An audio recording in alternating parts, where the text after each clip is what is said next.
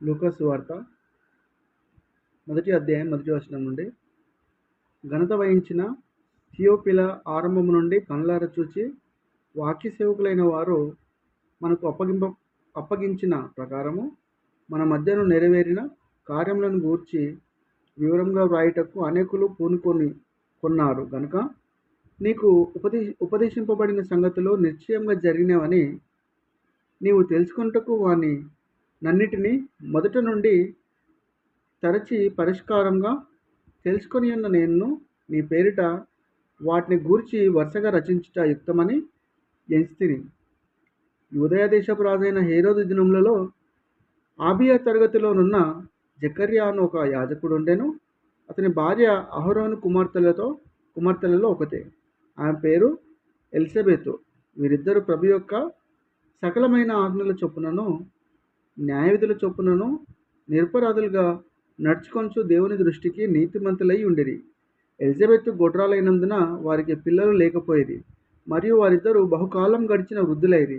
జకర్య తన తరగతి క్రమం చొప్పున దేవుని ఎదుట యాజక ధర్మం జరిగించుచుండగా యాజక మర్యాద చొప్పున ప్రభువు ఆలయంలోనికి వెళ్ళి ధూపం వేయుటకు అతనికి వంతు వచ్చెను.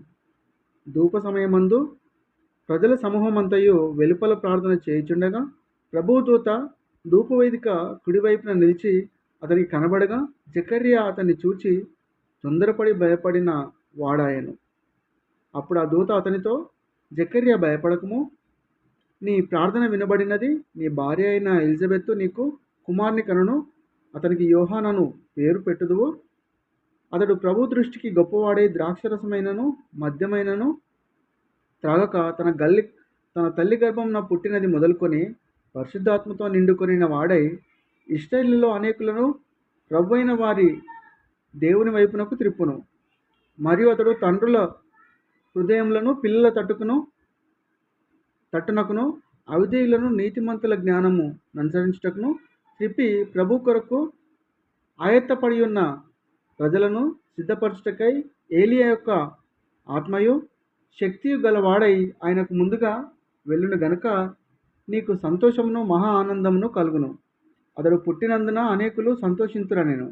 జకర్య, ఇది నాకేలాగూ తెలియను, నేను ముసలివాడను, నా భార్యయు బహుకాలము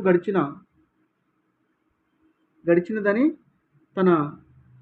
ఆ దూతతో చెప్పగా, దూత, నేను దేవుని సముఖమందు నిలుచు గబ్రియేలును నీతో మాట్లాడుటకును ఈ సువర్తమానమును నీకు తెలుపుటకును పంపబడితిని.